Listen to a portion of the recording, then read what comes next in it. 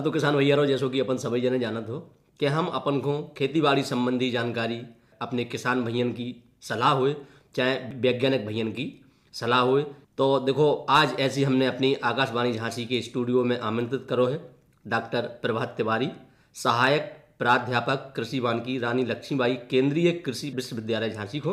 तो भैया देखो आज हम इनसे बात करते हैं कि कृषि वानिकी के माध्यम से मृदा में सुधार कैसे हो सकते हैं। डॉक्टर प्रभात तिवारी जी, अपन को हमारे स्टूडियो में बहुत बहुत स्वागत है। बहुत बहुत धन्यवाद।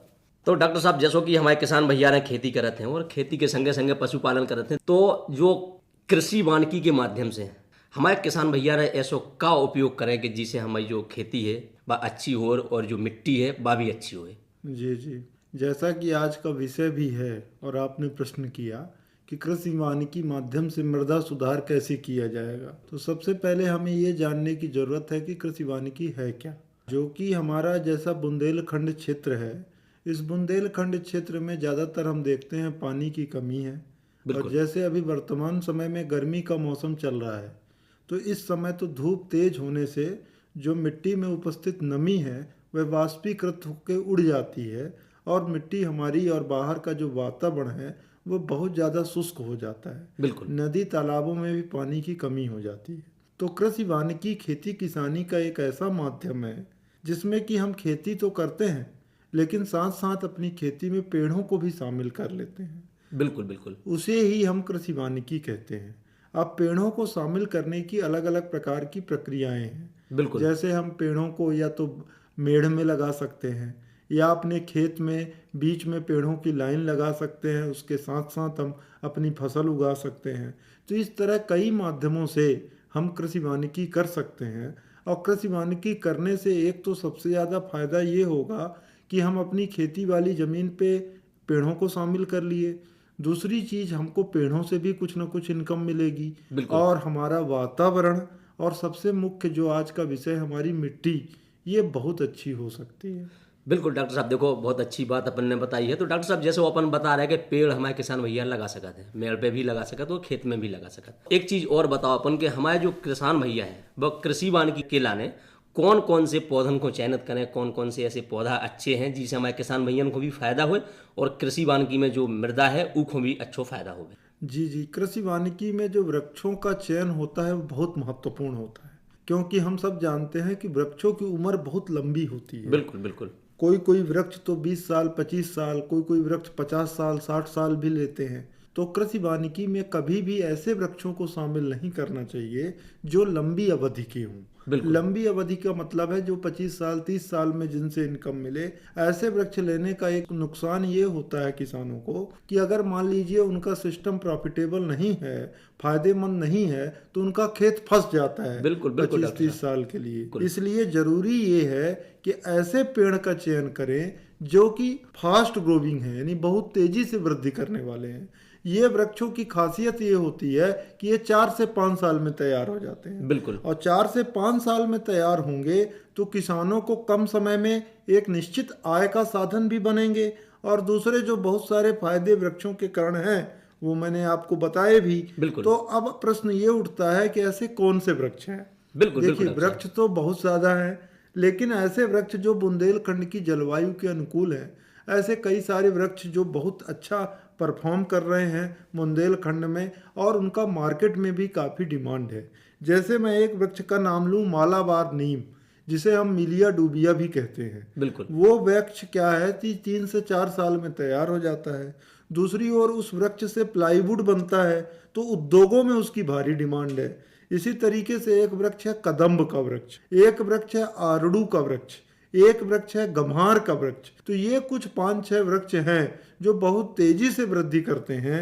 और अगर हम कृषि वानिकी में इन वृक्षों को लगाते हैं तो किसान को अतिरिक्त आमदनी भी मिलेगी और बहुत लंबे समय तक किसान भाइयों को इंतजार नहीं करना पड़ेगा। बिल्कुल डॉक्टर साहब, अच्छी बात अपन ने बताई कि अगर ऐसे अपन वृक्ष लगाओ दो, ऐसे पौधन को चयनित अपन करा दो तो कम समय में अपन को फायदा भी हुए। तो डॉक्टर साहब, कृषि वानिकी जो अपन बता रहे वृक्षन को जो अपन चयनित बता रहे, जो अपन ने वृक्ष बताए हैं, तो इससे मृदा में का कछु सुधार हो सके जो और अपने किसान भैया को तनक बताओ तो वो भी हमारे किसान भैया समझ में। जी जी, ये सबसे महत्वपूर्ण है और आज का विषय भी है कि कृषि वानिकी से मिट्टी में कैसे सुधार हो। बिल्कुल जैसे मैंने पहले आपको बताया कि कृषि वानिकी में अगर वृक्षों को हम मेढ़ों पर लगाते हैं, बिल्कुल तो मेढ़ों पर लगाने से क्या होगा कि पेड़ जो हैं उनकी जड़ें जो हैं वो गहरी जाती हैं, और जब गहरी जाती हैं तो वो पेड़ के जो मिट्टी है उस मिट्टी को स्थायित्व प्रदान करता है, जिससे मृदा अपरदन की समस्या नहीं होती। हम देखते हैं कि मिट्टी क्या है कि पानी से या हवा से बह के एक स्थान से दूसरे स्थान चली जाती है। हम नदियों के किनारे देखें तो वहाँ जहाँ पानी की कमी हो गई है वहाँ देखिए पूरा रेत बन गया है, बिल्कुल क्योंकि वहाँ की जो मिट्टी है वो उठ के चली गई। इसे हम मृदा अपरदन कहते हैं। तो अगर हमारे पेड़ लगे होंगे तो मृदा को स्थायित्व प्रदान करेंगे, जिससे कि मृदा अपरदन की समस्या नहीं होगी। बिल्कुल। दूसरी ओर जब हम कृषि वानिकी करते हैं तो पेड़ों की शाखाएं फैली होती हैं। पेड़ों की शाखाएं फैली होने से क्या होता है कि जो खेत का जो तापमान है वह कम हो जाता है। खेत का तापमान कम होने से क्या होगा कि मिट्टी में उपस्थित जो नमी है उसका वाष्पीकरण नहीं होगा, और वाष्पीकरण नहीं होगा तो मृदा में लगातार नमी बनी रहेगी। बिल्कुल। दूसरी ओर हमारे यहाँ जो वृक्ष उपयोग किए जाते हैं वह मुख्य रूप से पर्णपाती वृक्ष होते हैं। पर्णपाती वृक्ष का मतलब ये है कि वह वृक्ष अपनी पत्तियां गिरा देते हैं, और जब यह वृक्ष अपनी पत्तियां गिराएंगे तो वो पूरे मिट्टी को ढक लेंगे। मिट्टी को ढकने से क्या होगा कि मिट्टी में तापमान तेज नहीं होगा और नमी कम मात्रा में उड़ेगी। दूसरी ओर जब वही पत्ते सड़ते हैं तो सड़ के जो है खाद का काम करेंगे, जो मिट्टी की उर्वरा क्षमता को बढ़ाते हैं। इसी तरीके से पेड़ों की जड़ें जब डीप तक जाएंगी तो जो हार्ड मिट्टी है, जो कठोर मिट्टी है, उसको तोड़ देती हैं। तो इस प्रकार से जो हमारा वृक्ष है वह दोनों तीनों काम करता है। एक तरफ मृदा के स्थायित्व को बढ़ाता है, दूसरी तरफ नमी को मात्रा बढ़ाता है, तीसरी ओर तापमान को कम करता है, चौथी ओर मिट्टी में उपस्थित जो जैव उर्वरक है, जो मिट्टी के लिए सकारात्मक कीटाणु हैं, उनकी भी बढ़ोतरी करेगा, उसकी उपजाऊ क्षमता को भी बढ़ाएगा। बिल्कुल डॉक्टर साहब, कितनी अच्छी बात अपन ने करी कि जो खाद भी बनत है, यानी कि कार्बनिक खाद भी बन जाते तो वो भी अपन को फायदा करत है। तो डॉक्टर साहब एक बात हम बीच में अपन से पूछना चाहें कि जो हमारे किसान भैया है वे उनकी कुछ भ्रांति है कि अगर पेड़ अगर अपन मेड़ पे लगाते हैं तो उससे फसल को नुकसान होता है। जी, ये एक किसान की भ्रांति और ऐसा सही भी है, क्योंकि क्या होता है पेड़ से हमको सूर्य के प्रकाश अवरोध हो जाता है, और जब सूर्य का प्रकाश अवरोध होगा तो चूंकि फसल को भी सूर्य का प्रकाश चाहिए और पेड़ को भी चाहिए, तो जो पेड़ होता है वो सूर्य के प्रकाश को रोक देता है, जिससे कि फसल की पैदावार में कमी हो जाती है। इसके लिए किसान भाइयों को 2-3 तरीके की सावधानी अपनानी होती है। डॉक्टर साहब, पहली सावधानी ये है कि जब भी कृषि वानिकी करें तो पेड़ों से पेड़ों की बीच की दूरी ज्यादा रखें। जब आप दूरी ज्यादा रखेंगे तो निश्चित रूप से सूर्य का प्रकाश कम अवरोध होगा, पहली सावधानी। दूसरी सावधानी किसान भाइयों को यह करना है कि पेड़ों की कटाई और छटाई सुनिश्चित करना है। कटाई और छटाई सुनिश्चित करने के 2 फायदे होते हैं। एक तो जब आप शाखाओं को काट देते हो तो सूर्य का प्रकाश निरंतर मिलेगा। दूसरी ओर जो कटाई छटाई वाला मटेरियल है वो आप मिट्टी में फैला दोगे तो वो खाद का काम करेगा। तीसरी चीज, जब आप कटाई छटाई करते हैं तो पेड़ का तना जो होता है वह और अधिक मजबूत होता है और तना सिधाई में आगे बढ़ता है, जिससे उसकी मार्केट वैल्यू बढ़ती है। तो ये सावधानी आप कर सकते हैं। और तीसरी और सबसे महत्वपूर्ण चीज है कि जब पेड़ बड़ा हो जाता है, जब उसमें क्या है कि छाया बहुत ज्यादा हो गई, तो उस समय जरूर दिक्कत होती है कि किसान अपनी पारंपरिक फसलें नहीं लेता। तो हम लोगों ने शोध करके ये साबित किया है कि उस समय किसान को ये चाहिए, जब पेड़ बड़ा हो गया है, कि ऐसी फसलें ले जो छाया में अच्छी होती है। जैसे कंदी फसलें, जैसे अदरक ले ले, आपका लहसुन ले ले, जैसे आपका हल्दी ले ले, तो ये फसलें क्या है कि छाया में बहुत अच्छा परफॉर्म करती हैं। तो जिससे कि किसानों भाइयों को जो फसल की पैदावार में कमी की समस्या है वो नहीं होगी और पर्याप्त मात्रा में कृषि वानिकी माध्यम से वो उत्पादन अपना ले सकेगा। जो ये भ्रांति जो किसान भैया ने कहती, देखो अपन ने बात सुलझा भी दी, बता भी दी, तो हमारे किसान भैया रहे ऐसा कर सकते हैं। और डॉक्टर साहब एक बात और अपन से हम पूछना चाहें कि जो कृषि वानिकी है हमारे किसान भैया ने कर रहे, तो इको मिट्टी के लाने का अच्छे सकारात्मक प्रभाव है जो वर्तनक बताओ किसान भैया को, तो देखो समझे और और करने की कोशिश करें, करत तो है ही वैसे ही किसान भैया रहे। जी जी, सकारात्मक प्रभाव जैसे मैंने अभी 2-3 बताए थे कि एक तो मृदा के अपरदन को रोक देता है, यानी मिट्टी की सुरक्षा प्रदान करता है। बिल्कुल दूसरी ओर मिट्टी की उत्पादकता में वृद्धि करता है, क्योंकि उस खाद बनाता है जो मिट्टी में जाती है और मिट्टी में खाद बनता है। इसके अलावा मैं आपको एक चीज़ बताऊं कि जनरली हम लोग क्या करते हैं कि अपना जो पानी देते हैं या कोई खाद वगैरह डालते हैं तो वो खेत में क्या होता है, लीचिंग हो जाती है। लीचिंग का मतलब होता है कि इतना गहरी चली जाती है खेत में कि वो वेस्ट हो जाता है। ऐसा एक अनुमान है कि लगभग 70% पानी और खाद हमारे देश में वह वेस्ट हो जाता है। पर अगर कृषि वानिकी माध्यम हमने अपनाया है तो उसमें पेड़ों की जड़ें अंदर गहरी जाती हैं और एक जाल बुन लेती हैं, और उस जाल के कारण क्या होता है कि हमारा जो खाद और पानी जो वेस्ट हुआ है वह भी ऊपरी सतह पर आ जाएगा और हमारे फसलों के लिए काम आएगा। तो ये एक बहुत महत्वपूर्ण चीज होता है जिसे हम कहते हैं सकारात्मक और इफिशिएंट न्यूट्रिएंट साइकिलिंग।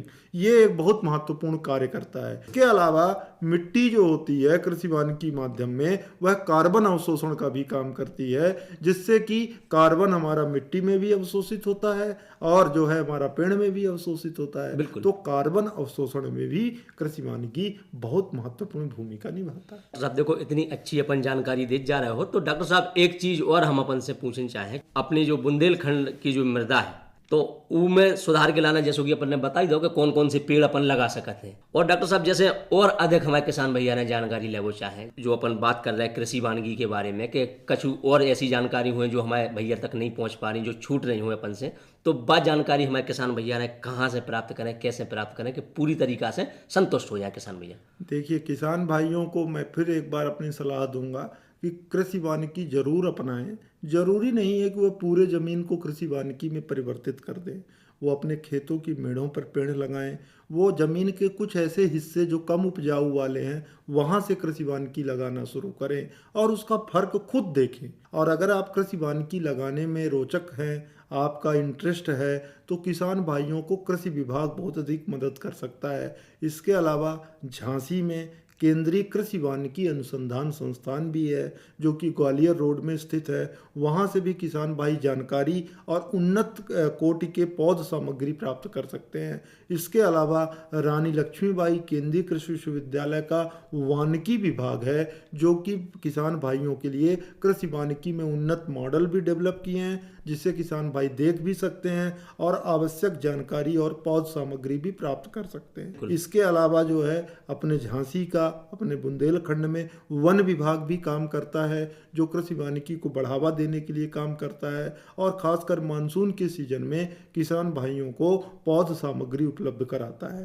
तो इन चारों पांचों माध्यम में अगर किसान भाई रुचि लेते हैं तो निश्चित रूप से सभी संस्थान उनकी मदद के लिए हमेशा तत्पर रहेंगे। तो डॉक्टर साहब ई में कछु किसान भैया को अनुदान मिला थे, किसान भैया को पूरा पैसा लगाने पड़ा थे। देखिए, जैसा मैंने बताया कि वन विभाग जो है वह वन विभाग मानसून के समय में किसान भाइयों को मुफ्त में जो है वो पौध उपलब्ध कराता है। बिल्कुल। इसके अलावा कई हमारी योजनाएं होती हैं, जैसे अनुसूचित जाति और जनजाति के लिए भारत सरकार से निर्देश हुए होते हैं, तो उसके तहत जो है हमारे अनुसंधान संस्थान में भी और हमारे विश्वविद्यालय में भी किसानों की खेतों में भी हम लोग कृषि वानिकी का मॉडल मुफ्त में लगाते हैं। फिर इसके अलावा भी कई उन्नत कोटि के पौधे हैं जिसके लिए जो भी किसान चाहे वह उसे खरीद सकता है, बल चूंकि ये सभी शासकीय संस्थान हैं तो बहुत कम रेट में उसको पौध सामग्री उपलब्ध हो जाएगी।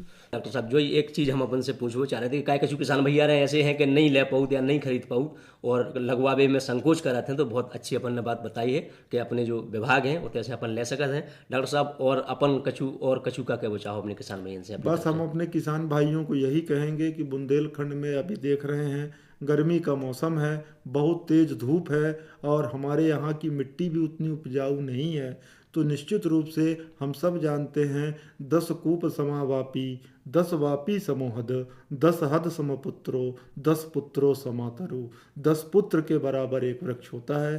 तो निश्चित रूप से किसान भाई अपने खेती बाड़ी में वृक्षों को शामिल करें और एक वृक्ष जरूर लगाएं, वह निश्चित रूप से उनको फायदा दिलाएगा। अगर अच्छे सोच के साथ अच्छे माध्यम से वैज्ञानिक तरीके से कृषि वानिकी लगाएंगे तो निश्चित रूप से उनकी उत्पादकता, उनके रोजगार और उनके आय में वृद्धि होगी। डॉक्टर प्रभात तिवारी जी, अपन अपन देखो स्टूडियो में पधारे, इतनी उम्दा जानकारी अपन ने अपने किसान भैया को दी। अपन को बहुत बहुत धन्यवाद डॉक्टर साहब। और धन्यवाद हम प्रेषित करेंगे आकाशवाणी झांसी का, जिन्होंने आज हमें आमंत्रित किया और किसान भाइयों के समक्ष हमें अपनी यह जानकारी, अपने अनुभव साझा करने का अवसर दिया। बहुत बहुत धन्यवाद।